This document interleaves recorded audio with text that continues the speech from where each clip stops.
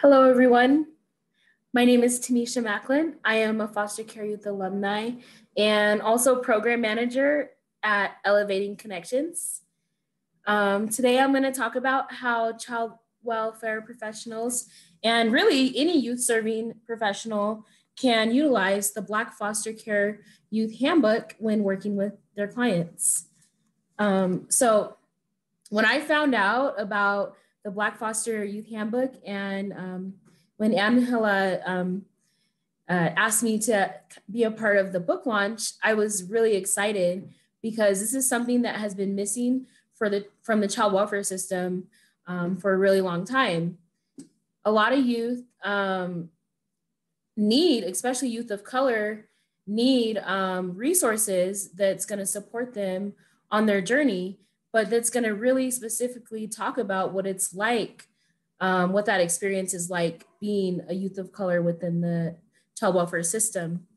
And through my lived experience, I had firsthand knowledge on some of the challenges it was to grow up and oftentimes be, the only Black person, in the household. And then to also not really know about like who I am and my history.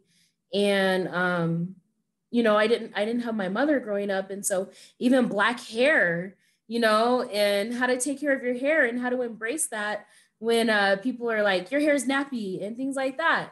And this handbook touches on that and it embraces that. And it talks about how beautiful it is to be natural and be who you are and embrace who you are as a person. So I'm really, really excited to introduce this with my youth at Elevating Connections. And the way that I'm going to do that is that I'm starting a book club through one of our programs. So let me back up just a little bit and tell you a little bit about Elevating Connections and the work we do and how that came about. So Elevating Connections started through a summer camp program called Camp to Belong. This is a national organization. And so I found out about Camp to Belong in 2012. And I knew, and so Camp to Belong reunites siblings that are separated in foster care. And I was separated from my siblings. So when I found out about this amazing program, I was like, I have to be a part of it.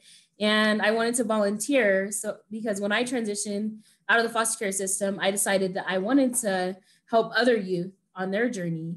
So I did a lot of volunteer work and I was studying human services at the Community College of Denver. So I ended up, being a camp counselor. And then I had the opportunity to get together with the executive director of Elevating Connections and other board members to start something because we wanted to serve youth, not just for 1 week over the summer. And so we wanted to have a year-long programming for youth that were separated from their siblings. So we came together and we started Elevating Connections.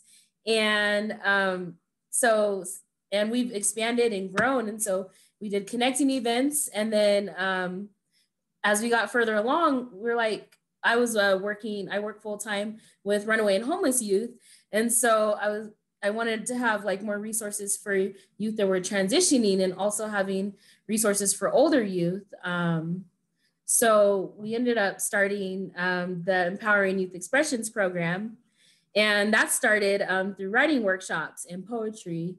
And so through the Empowering Youth Expressions program, we're able to expand and teach youth how to advocate and have creative ways of sharing their story and expressing themselves through art, poetry, music, and even comedy, which is really amazing. So after finding out about the Black Foster Care Youth Handbook, I was like, I want to start a book club in the new year for 2021. So we're going to be starting the book club on MLK Day next Monday. Can't wait.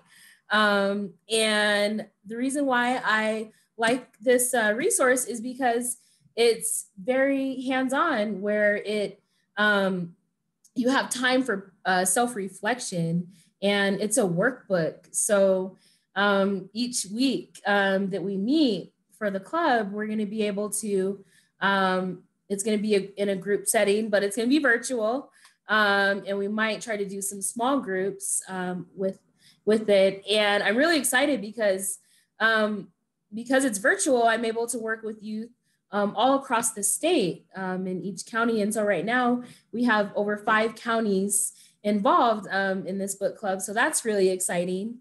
And like I said, youth serving professionals can use this. There's different sections in here. There's poetry in here. There's resources. It talks about rights, policy and legislation, healthy relationships. And there's just so many different lessons. And it's really about empowering our youth and letting them know that it's okay to be your true self and set goals for yourself and really focus on becoming your best self. So I'm really excited to be on this journey with my youth. I'm really thankful that I had the experience, and I'm proud of Angela for all the amazing work that she's doing for foster care youth. This is life-changing, and anybody that's working with transition age youth populations and youth that are still in the child welfare system can use this resource. It's needed, and the time is now. And so I've been able to share this within the Colorado Youth Leadership Network across the state for different organizations to learn more about it and to learn more how they can utilize this when they're serving their clients.